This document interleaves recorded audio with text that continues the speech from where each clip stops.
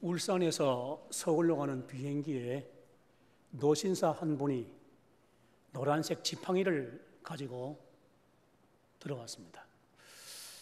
신입 스튜어디스가 보니까 아무래도 그 지팡이가 좀 위험한 물건이 될 수 있겠다 싶어서 지팡이를 맡기십시오 했더니 그 노신사가 고집스럽게 지팡이를 기어이 손에 잡고 주지를 않았어요. 할 수 없이 포기했는데 노란색, 황금색 그 지팡이를 잡은 그 노신사가 자리에 앉았습니다. 좀 있더니 그 노신사가 조선일보 가지고 와, 경제신문 가지고 와, 자꾸 심부름을 시켰습니다. 참 귀찮은 노인이다, 그런 생각이 들었는데 그래도 그 노신사가 한마디 하는 말을 듣고 오히려 기분이 좋아졌습니다. 왜냐하면 내가 울산에서 서울을 500번도 더 다녔는데 이 비행기가 제일 서비스가 좋아. 그 말을 한마디를 듣고 나니까 이 신입 스튜어디스 마음이 아주 좋았어요. 기분이 좋았어요. 그래서 무슨 말을 한번 해드릴까 싶어서 옆에 서 있다가 고개를 숙이면서 할아버지는 울산에서 큰 사업을 하시나 봐요. 그랬더니 그 주위에 앉아있는 승객들이 듣고 모두가 자지러지게 웃었습니다. 영문을 모르고 너무나 그 쑥스러워서 자기 자리로 돌아왔더니 옆에 있는 선배 스튜어디스가 물었습니다. 야, 너 정주영 회장님하고 무슨 얘기를 했니? 좀 지난 이야기여서 그렇습니다만은 사실 우리나라 사람치고 정주영 회장을 모르는 사람이 누가 있겠습니까? 정주영 회장이라고 한다면 그 얼굴을 또 그 모든 걸 다 잘 알고 있습니다.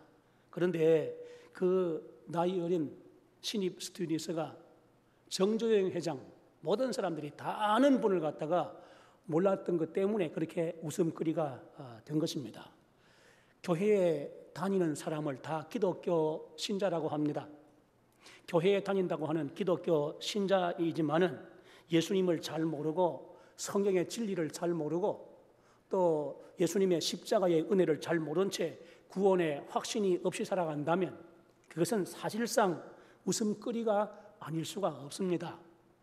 교회에 몸담고 수년을 살아가고 수십 년을 살아가면서 그렇게 구원의 확신을 갖지 못하고 살아간다면 그것은 사실상 웃음거리가 아닐 수가 없어요. 그런 교회는 사탄의 표적이 되기 십상입니다. 왜냐하면 사탄은 그런 사람을, 그런 기독교인을 바로 바보로 보기 때문입니다. 그런데 우리 한국 교회에 그런 기독교인들이 적지 않습니다. 상당히 많습니다.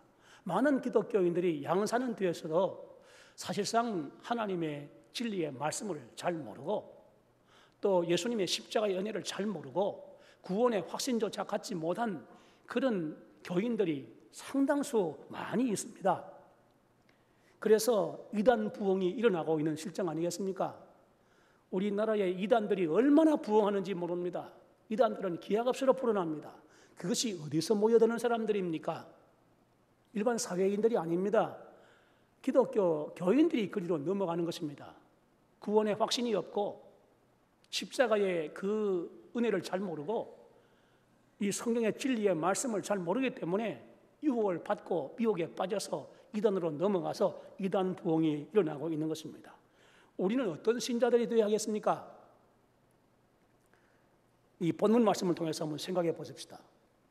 우리는 영적인 초보 단계에서 완전한 대로 나아가는 신자들이 되어야 합니다. 누구나 시작할 때는 다 마찬가지입니다. 어립니다. 유치합니다. 아는 것이 없습니다. 기독교 교인이 되기는 했어도 아무것도 모르는 가운데 시작합니다. 또 알아도 처음에는 초보적인 단계입니다. 누구나 다 마찬가지입니다. 그러나 그 아직까지 초보적인 단계에 있을지라도 완전한 대로 계속 나가는 삶을 우리가 살아가야 한다는 것입니다. 이 본문에 보면 우리가 그리스도의 도의 초보를 버려야 한다, 그렇게 말씀을 하고 있는데 구체적으로 말하면 죽은 행실을 회개하는 일과 하나님께 대한 신앙과 세례들과 안수와 죽은 자의 부활과 영원한 심판에 대한 교훈의 틀을 다시 닦지 말아라. 그 교훈의 틀을 다시 닦지 말아라 하는 말은 다시 원점으로 돌아가고 다시 원점으로 돌아가고 자꾸 원점으로 돌아가지 말아라. 기본으로 자꾸 돌아가지 말아라. 기초로 돌아가지 말아라.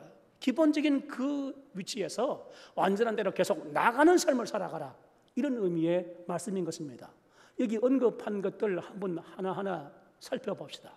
먼저 죽은 행실에 대한 회개 문제입니다. 죽은 행실이 무엇일까요? 죽은 행실은 하나님 앞에서 불신앙적이고 죄악된 행실을 의미합니다. 죽은 행실, 그것을 하나님 앞에 회개하는 데 있어서 죽은 행실을 회개하는 일은 하나님 앞에 계속 반복되어서는 안 될 일입니다. 사사시대 역사를 생각해 보십시오. 사사시대 이스라엘 사람들이 죽은 행실을 계속 반복했습니다. 하나님께 벌을 받으면 그들이 또 회개하는 일을 자꾸 반복했습니다. 범죄했다, 회개했다, 범죄했다, 회개했다. 그것도 다른 문제가 아니라 동일한 문제에 대해서 범죄했다, 회개했다, 범죄했다, 회개했다. 자꾸 원점으로 돌아갔어요. 우상을 숭배했다가 하나님께 징계를 받으면 또 회개하고, 하나님이 사사를 세워서 구원해 주시면 또 우상으로 또 돌아가고, 이것이 바로 사사시대의 역사였습니다. 죽은 행실을 회개하였으면 반복적으로 동일한 그 죽은 행실에 빠져들어서는 결단코 안 된다는 것입니다. 회개한 그 죄악으로 습관적으로 자꾸 되돌아가는 것은 참된 회개가 아니고 말뿐인 회개인 증거인 것입니다. 우리는 같은 죄, 같은 오류를 범하고 회개하는 일을 계속 반복해서는 안 됩니다.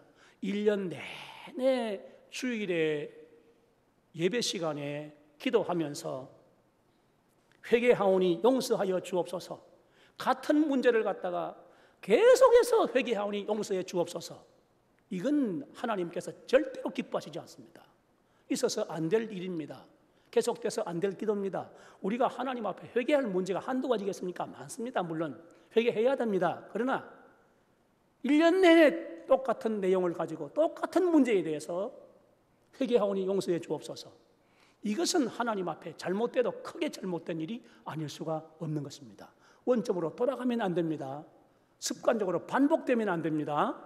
진정으로 회개한 문제는 그것은 간혹 잘못된 그런 자리에 빠질 수가 있긴 하지만은 이게 습관적 그런 악순환이 계속돼서는 안 된다는 것입니다.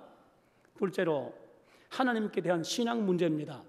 죽은 행실을 회개함과 동시에 이제는 하나님께 대한 올바른 신앙을 확립해야 한다는 뜻입니다. 죄악된 일이나 부족한 일들, 하나님 앞에 청산하고 회개해야 할 문제들, 이거 하나님 앞에 회개했다면 이제는 하나님께 대한 확신을 가지고 살아야 되고, 하나님이 인정하시며 하나님이 기뻐하시는 삶을 이제는 살아가야 한다는 것입니다.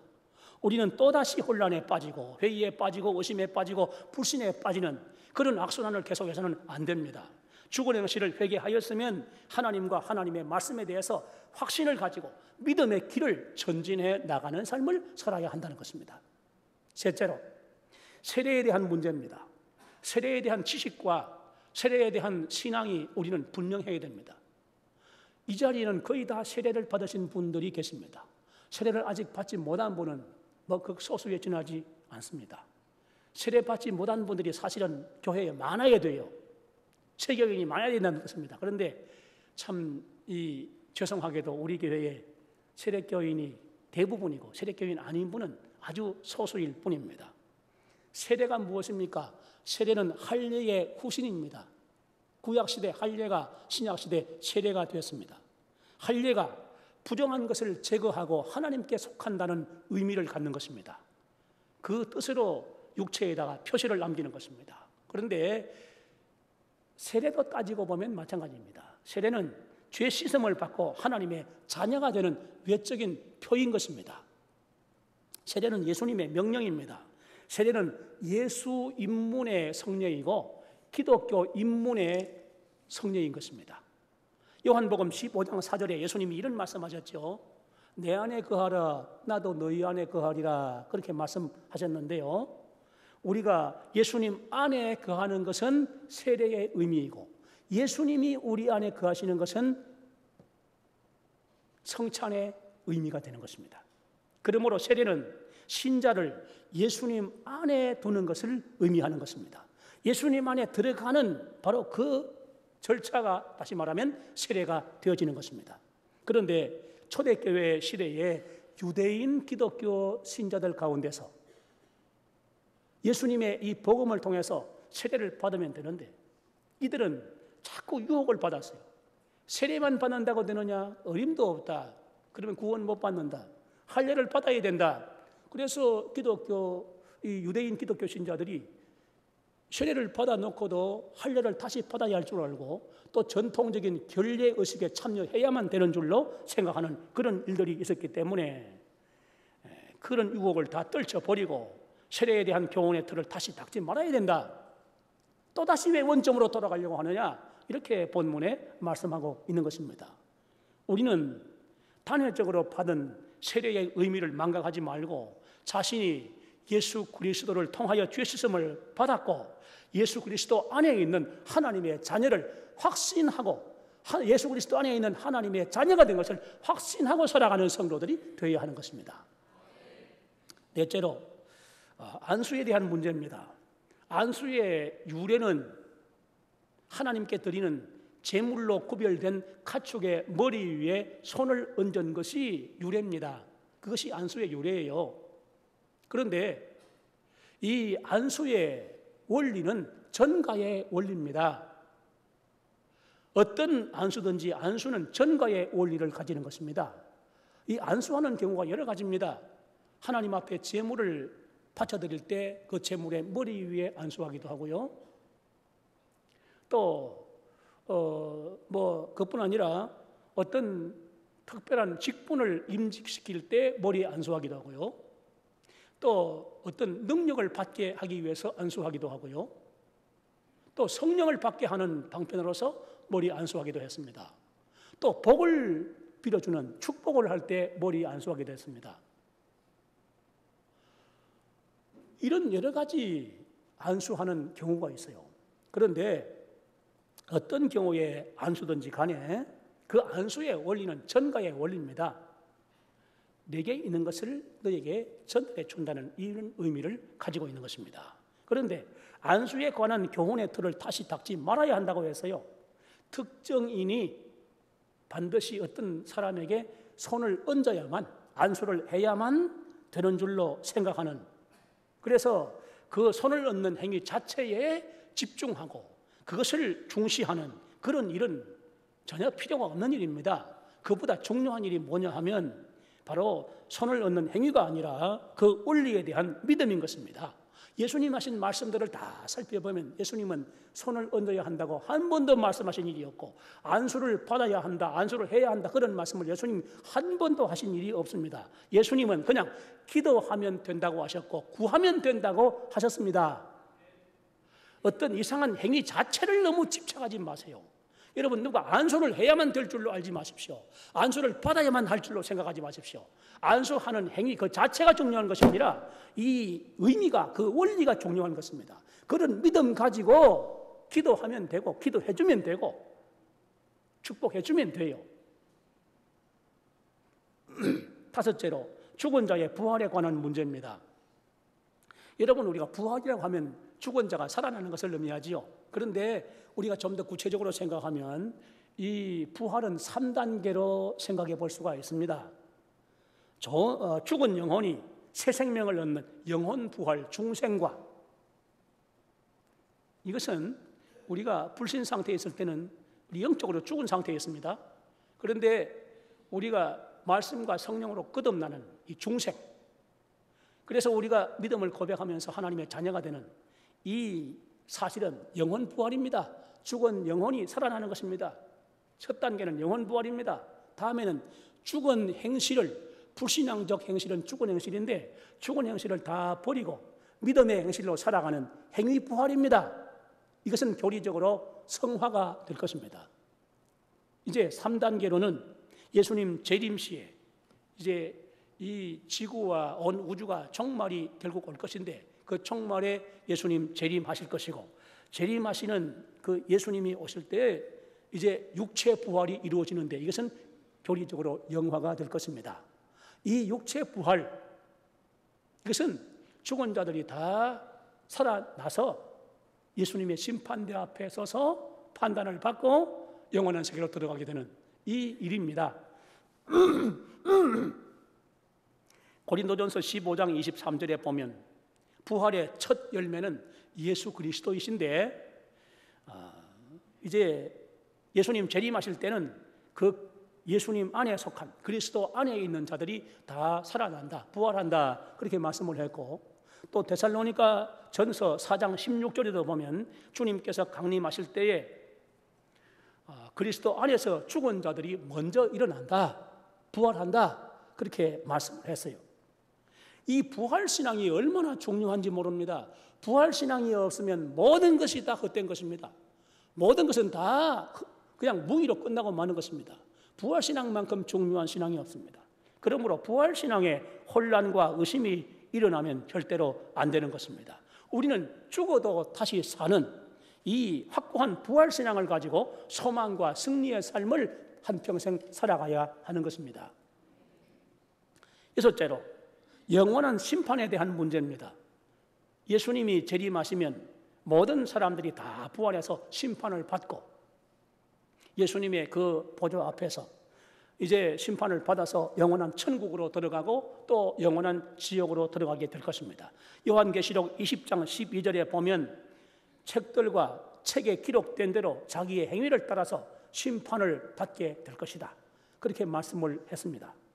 예수님의 재림으로 세상과 우주가 종말을 맞으며 온 인류가 다 심판을 받아서 영원한 생명의 세계로 들어가고 영원한 형벌의 세계로 들어간다는 이 사실, 이 성경의 교훈을, 이 진리의 말씀을 우리는 조금도 의심 없이 확신하고 반드시 살아가는 사람들이 되어져야 하는 것입니다. 이 종말과 심판과 내세에 대한 이 믿음, 흔들림이 없어야 돼요. 여기에 대한 회의나 의심이 일어나면 안 돼요. 다시 원점으로 돌아가면 안 됩니다. 확고부동한 이 종말 신앙을 가지고 우리가 반드시 살아가야 하는 것입니다. 그런데 여기 지금까지 6가지 잠깐 말씀드린 바와 같이 죽은 행실을 회개하는 것, 하나님께 대한 신앙, 세례, 안수, 죽은 자의 부활, 또 영원한 심판, 이런 일에 대한 교훈을 다시 닦지 말아야 된다, 다시 그런 일을 반복하지 말아야 한다 하는 것은 이런 교리들에 대해서 혼란과 의심과 망각이 일어나서는 안 되고 다시 원점으로 돌아가는 일이 있어서는 안 되고 그런 일을 다시 반복해서는 안 된다, 그런 뜻이에요. 그리고 본문은 완전한 대로 나아가라 그랬어요. 완전한 대로 나아갈지니라. 우리가 세상에 살아가는 날 동안 영적인 완전과 완성에 이르지는 못합니다. 우리가 마지막 죽는 순간까지 영적인 그 성장과 성숙과 발전을 계속해 간다 할지라도 영적인 완전과 완성에는 이르지 못합니다. 우리를 영적인 완전에 이르게 하시고 우리를 영적인 완성에 이르게 하시는 분은 오직 하나님이십니다. 우리가 이 세상을 떠날 때 하나님께서 미완성 상태에 있는, 불완전 상태에 있는 우리 영적인 상태를 완전하게 하시고 완성시켜 주시게 되는 것입니다. 그러나 우리는 이 세상에 살아가는 날 동안 마지막 순간까지 이 완전을 향하고 완성을 향한 노정은 중단하지 않고 그치지 않고 계속하여 걸어가는 삶을 살아가야 하는 것입니다. 여러분은 퇴화하거나 구태의연하거나 또는 미숙한 상태에 머물러 살아가지 마시고 기본적인 교리와 기본적인 신앙에서 예수 그리스도 십자가의 그 복음의 한없이 깊은 은혜와 진리와 신앙으로 계속해서 전진해가는 삶을 살아가는 모든 성도들이 되시기를 바랍니다. 우리가 영적인 초보 단계에 머물러 있을지 모르지만은 그것은 시작할 때 그렇게 할 수 있는 것이고 계속 연조가 쌓여갈수록 세월이 갈수록 신앙생활의 그 기간이 길어져 갈수록 계속해서 완전을 향해서 나가는 삶을 살아야 돼요. 그래야 영적인 유혹과 도전들을 물리치는 삶을 살아갈 수가 있습니다. 제가 그저께 서울 병원을 다녀왔는데 오면서 순천 터미널에 내려가지고 나오다가 제 앞에 마주오고 있는 예쁜 처녀 둘과 마주쳤어요. 나이가 그저 20대 한 중반쯤 돼 보이는 참 예쁘게 생긴 처녀들인데 둘과 함께 마주쳤는데 이상하게 내가 딱 아주 느낌이 올 만큼 저하고 눈을 딱 맞추고 마주오더라고요. 그 이상하다 싶어 저도 이제 쳐다보니까 앞에까지 와서 인사를 이렇게 하면서 하는 말이 실례합니다. 선생님 인상을 보니까 너무너무 좋아서 제가 생각할 때 아마 선생님 조상들의 쌓은 공덕이 컸기 때문에 그런 것 같습니다. 저하고 잠깐 이 얘기 좀 나눌 수 있을까요? 참 인물 아까워요. 나이 아깝고 그 꽃다운 나이에 그 예쁜 얼굴에 참 아깝다 싶은 생각이 들고 안타까운 생각이 들어요. 하도 기가 막혀서 사이비 종교에 심취해서 사람들을 만나서 미혹에 빠뜨리려고 돌아다니는 그 두 사람에게 야단을 치고 예수님 안 믿으면 심판받는다. 그리고 제가 집으로 왔습니다.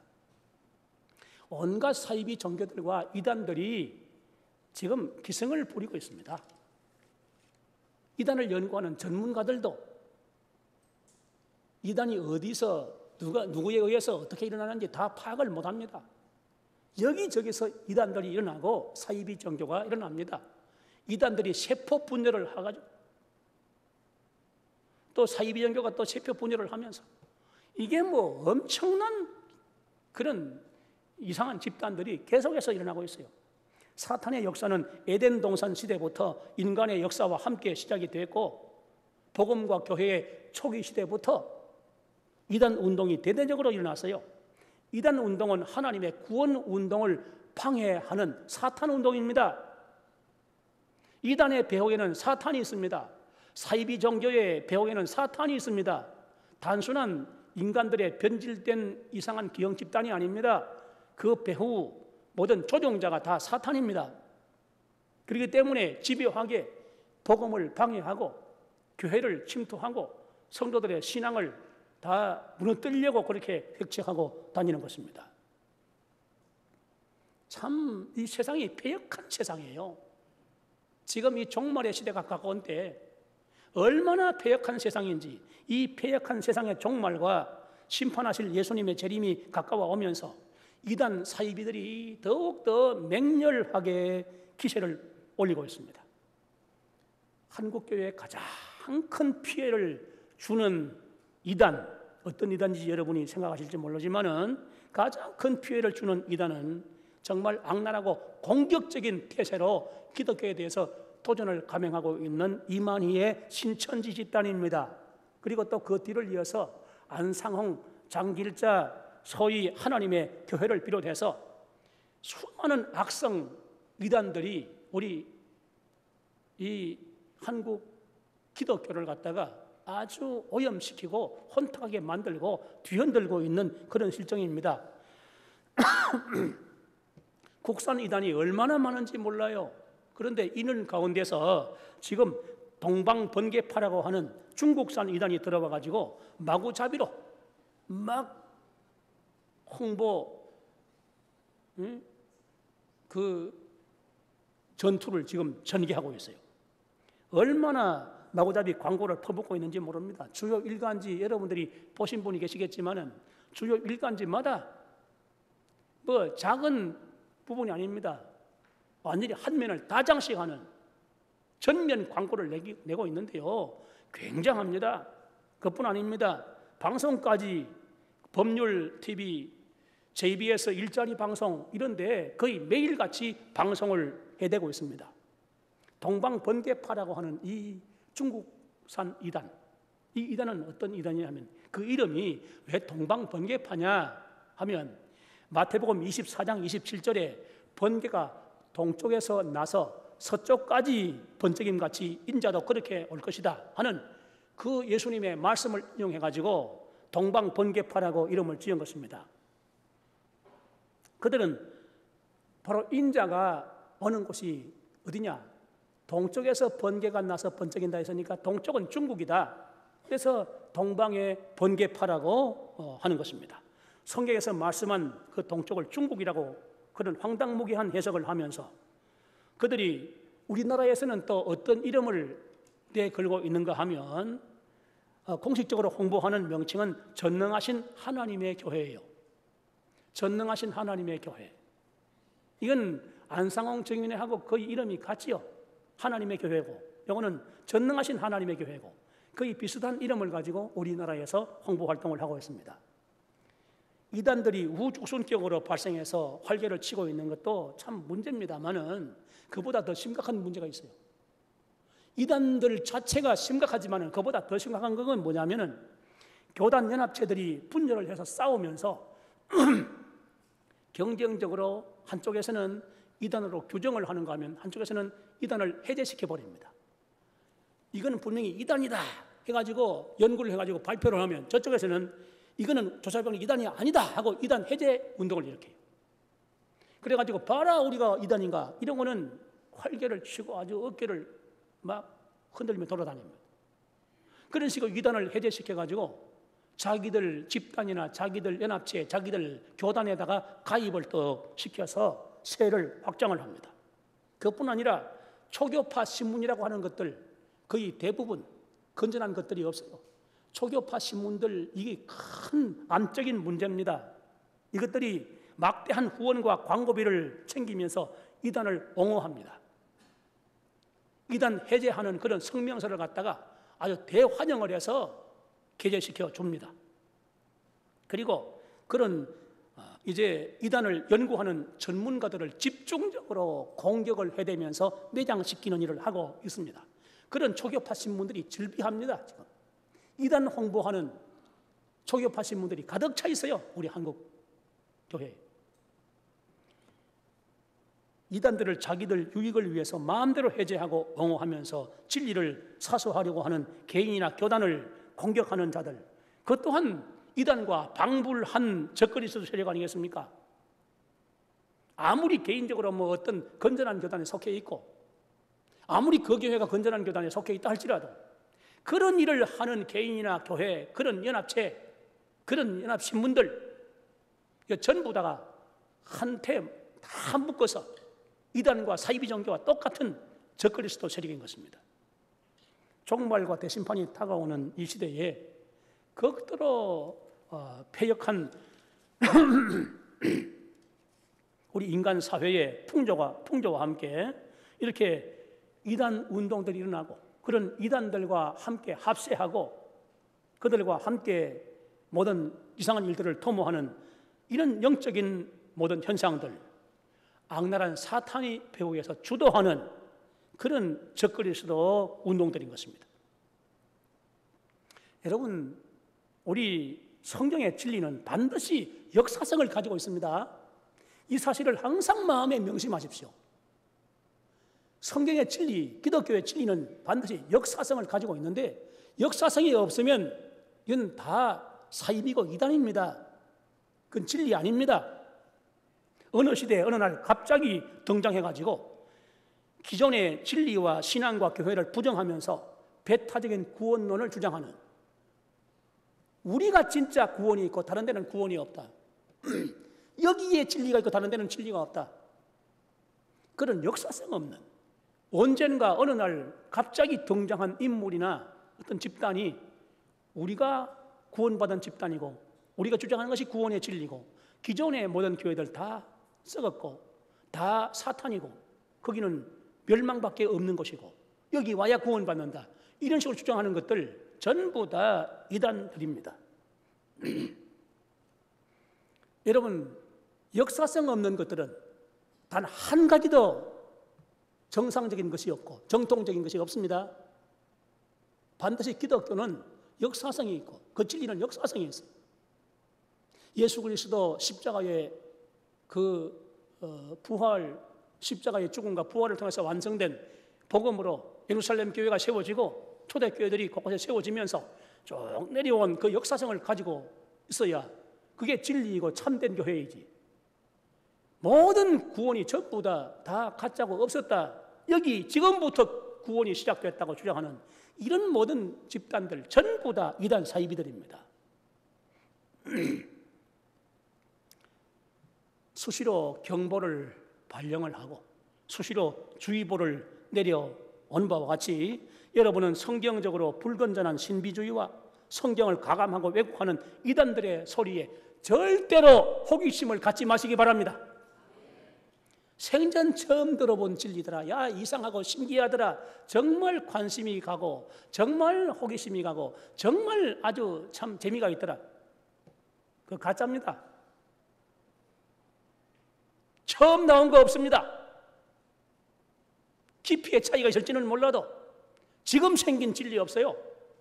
2000년 전에 생긴 진리이지 지금 발생한 진리가 없어요. 지금 그런 진리를 이제 와서 발견한 사람은 없습니다.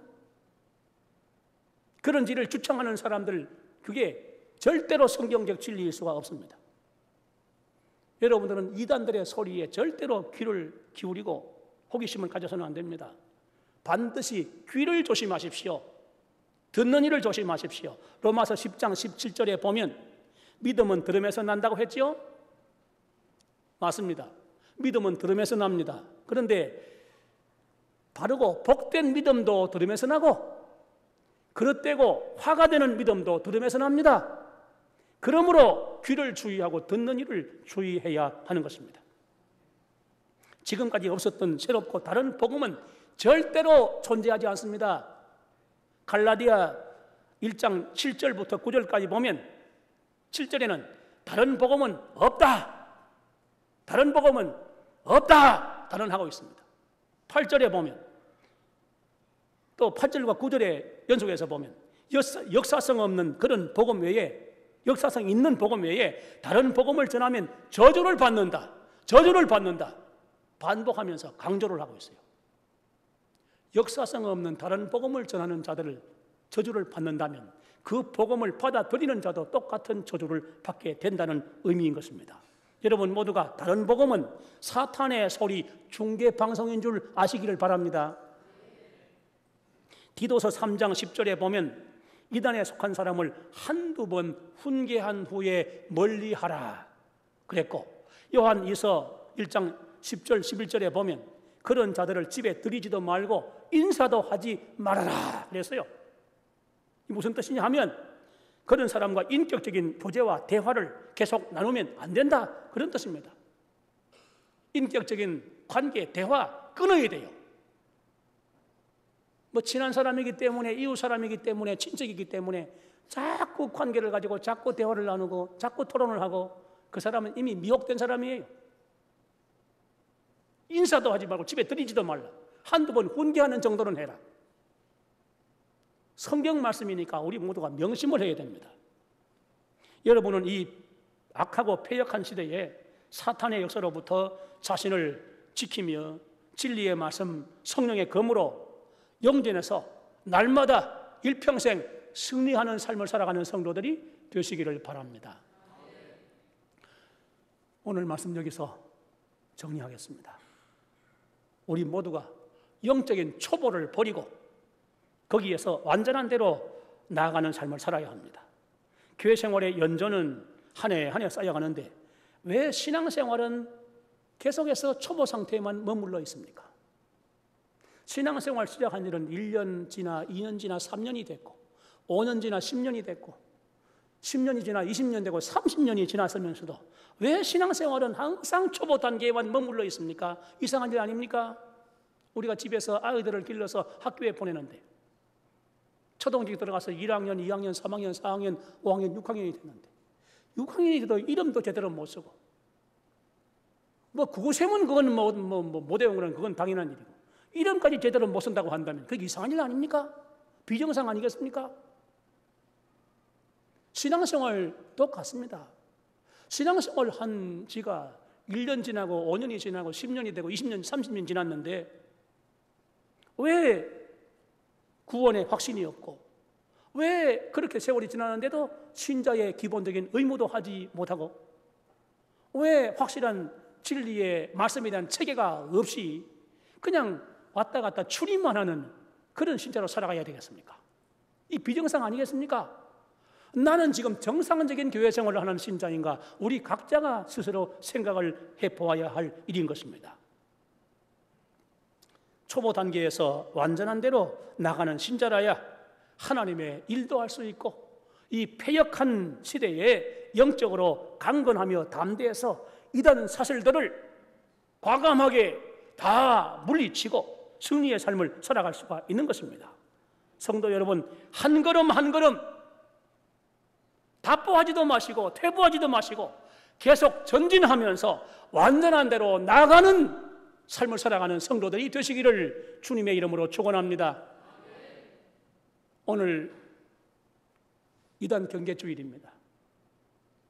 날마다 때마다 주일마다 이단을 경계해야 되지만 특별히 이단 경계를 우리 모두가 다 함께 공감하고 절감하고 더 철저하게 영적으로 무장하는 이런 기회를 삼기 위해서 다른 교단도 아니고 우리 교단에서 이단 경계주의를 정해서 우리 한국에 전체 제안을 해서 이게 다 결정이 돼서 한국교회가 다 함께 지키는 이단 경계주일이 바로 9월 첫 주일입니다.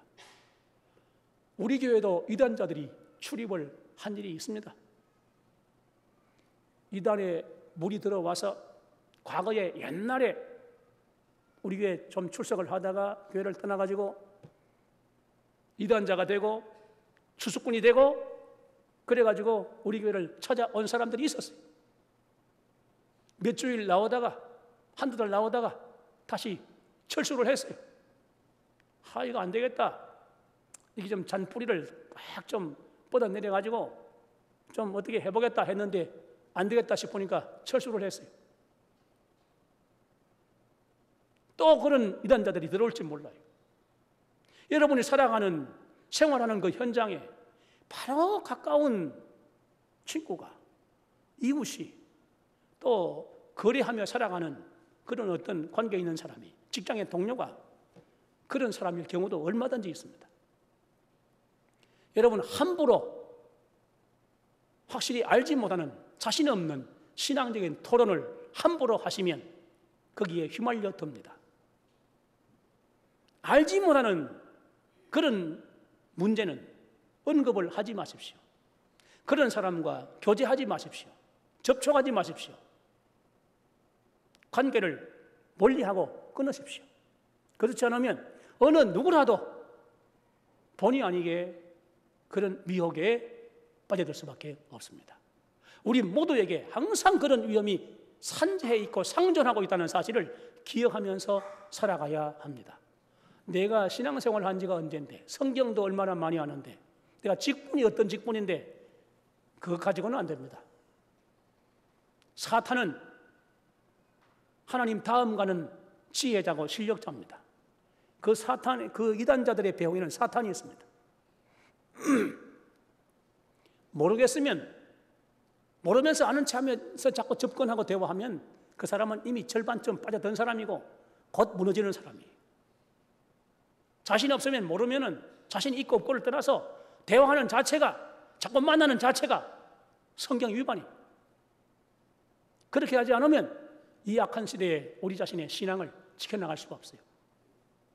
여러분 모두가 자신의 신앙을 굳건하게 지킬 뿐만 아니라 모든 이단 사슬 이것 과감하게 토론해서 이기라는 말이 아니라 다 물리치고 영향받지 말고 승리하는 삶을 살아가되 본교회 중심으로 살아가지 않고 바깥 출입 많이 하고 온갖 말을 많이 듣고 살아가면 듣지 말아야 할 것도 듣게 되고 결국 그 심령 속에 한 밭에 한 씨앗이 아니라 두 씨앗, 세 가지 씨앗을 온갖 종류를 덧뿌리는 이런 경우가 되니까 여러분들의 교회 생활이 질서 있어야 되고 반드시 본교회 중심의 삶을 살아가야 정상적인 신앙생활을 할 수 있을 줄 믿으시기를 바랍니다. 우리 함께 잠시 기도하겠습니다. 묵상으로 기도하십시다. 진리의 말씀 위에 굳게 서는 믿음의 용사가 되게 하여 주옵소서. 미혹받지 않게 해주시고 우리 모두가 담대하게 강하게 과감하게 모든 다른 복음을 물리치며 하나님 앞에 이 보배로운 믿음을 지키며 자아를 지킬 수 있게 주옵소서. 우리 잠시 한번 묵상으로 함께 기도하겠습니다.